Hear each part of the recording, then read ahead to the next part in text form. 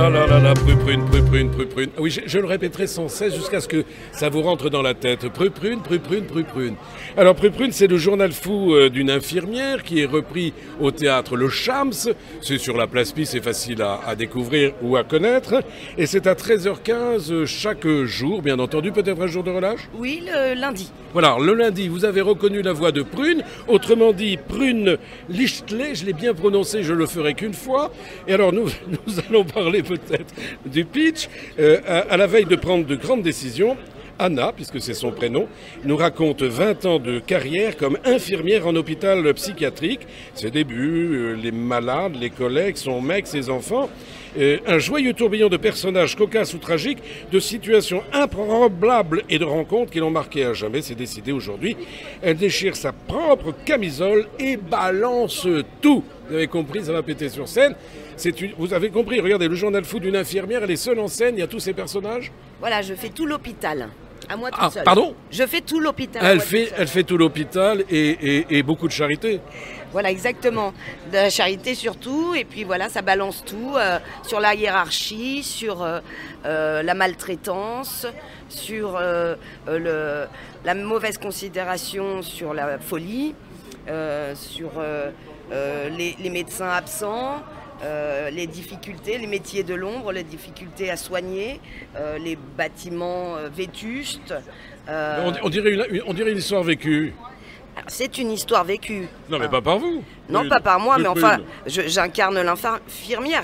Heureusement d'ailleurs. Bon, j'adore. Alors, c'est d'après le roman d'Anne-Xavier Albertini. Hein, c'est une adaptation théâtrale de Prune Lichtley. C'est vous qui l'avez vraiment adapté? Adapté, voilà. J'ai adapté ce roman magnifique. Mais c'est un travail de longue haleine, ça. Oui, c'est un très beau roman qui a énormément marché quand il est sorti en 1976. Il a été adoubé par le monde littéraire, notamment Hervé Bazin, je relisais ce matin. Ah oui.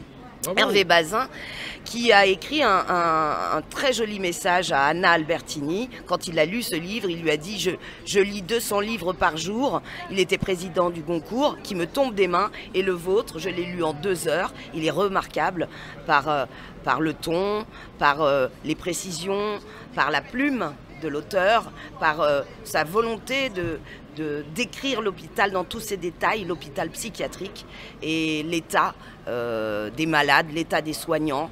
Mais dites-moi, vous en sortez indemne? Ça ne doit pas être évident, hein, je parle de l'actrice là. Elle n'en sort pas indemne, mais elle se libère en fait, elle se libère de tout. C'est pour ça qu'elle déchire sa camisole.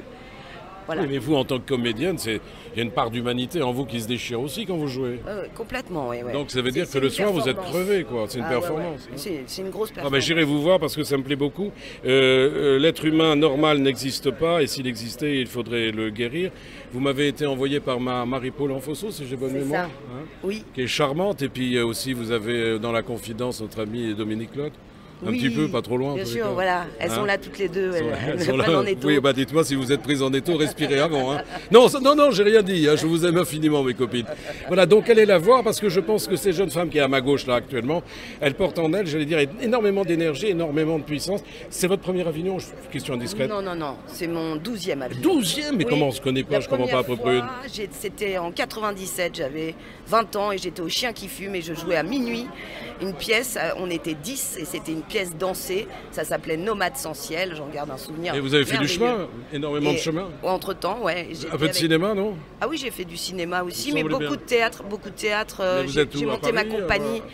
Oui, je suis à Paris. Je suis à Montmartre depuis 20 ans. Montmartre? Oui. J'ai une copine qui est comédienne là-bas, on en parlera après.